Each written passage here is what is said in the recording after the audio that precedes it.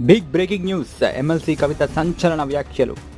రాష్ట్రంలో కొత్త పార్టీ పెడతారనే ఊహాగానాల నేపథ్యంలో ఎమ్మెల్సీ కవిత జోరు పెంచారు. బీఆర్ఎస్లోని అగ్రనేతలే టార్గెట్గా ఆమె విమర్శల అస్త్రాలు సంధించారు.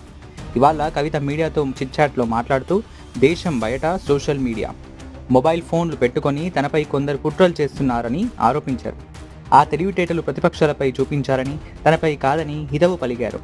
తనకు నీతులు చెప్పేటువంటి వాళ్ళంతా రాష్ట్రంలో నీళ్ల వివాదంపై మాట్లాడితే బాగుంటుందని ధ్వజమెత్తారు. ట్విట్టర్లో ట్వీట్లు చేస్తే సరిపోదని, క్షేత్రస్థాయిలో వెళ్లి ఉద్యమాలు చేయాల్సిన అవసరం ఉందని కేటీఆర్ను ఉద్దేశించి కమెంట్ చేశారు.